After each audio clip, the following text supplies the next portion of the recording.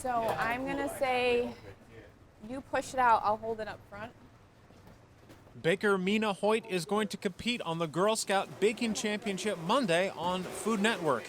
She has some serious local ties. Yes, I'm from Greece. Born, raised, Greece girl.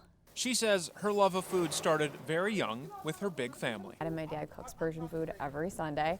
And my aunts, they all make like Italian cookies and they do it all. I watched everyone bake growing up, so it started there. And the dream started with the staples and simple playtime. And we used to pretend that we had like a pie shop. And we said when we were older we were gonna open up a pie shop. It never happened. I opened up a bakery though. It's fine. She went to 1 year of baking school at 15. I was like, okay, this is what I'm gonna do with my life. Bam, here you go. Thanks. And after that, she worked for some of the best bakeries in town. You grew up in Greece, you worked at Wegmans. Providing the ingredients for a successful career.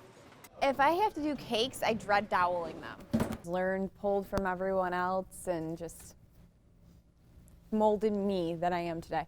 Following a 3-year stint at Jackson's Bakery, she saw how he ran his business with a passion running at least 350 degrees Fahrenheit and decided to open. The bakery is called Something Delicious Bake Shop. She owned and operated the bake shop for 5 years. It's been a challenge. It's been a love, passionate, hate relationship. I wouldn't change anything for the world.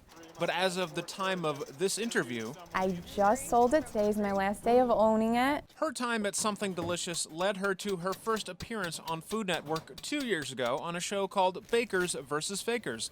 It aired on Super Bowl Sunday, even though... That one was interesting because they made me seem like I was a bad guy and I wasn't. But that didn't stop her. Since then, she has become the head pastry chef at the University of Rochester and is oven fresh off of a Best in Show finish at the annual Chocolate Ball, a project she did all on her own with her cake. It's called Beyond the Reef, so it's like an under the sea mermaid theme. That's the mermaid cake? Yeah, well, I'm gonna put mermaids and stuff on it, but I wanted that to be the center of it. Drawing from a scene from The Little Mermaid. I was thinking of the part in The Little Mermaid where, do you know like the dingle hopper part? So I was thinking of that when she goes down and she has all of her little trinkets like all hidden in that like cave looking thing. All of this helped prepare her for a culinary challenge of the Girl Scout Cookie Baking Championship. Sadly, I was very sick the day of the shoot, so I put my everything into it, but it was that day was very, very difficult. Is that you have to take Girl Scout cookies and you have to make baked goods with it. It's difficult to take something that's like a baked good and then like rebake it into something else. But that might be the yeast of her problems. Because I'm just hoping they don't make me out to be the bad guy. Even though she might have one more Food Network goal, I wanted to compete in Halloween Wars. her own life that she has baked for herself has all that and a cherry on top. It brought me to where this is like my dream. Everything that I'm living right now has been my goals when I was 15 years old. I had long-term and short-term goals. You had to write it down at the beginning of school. My long-term goal was to be on Food Network and to open a bakery, and I did both.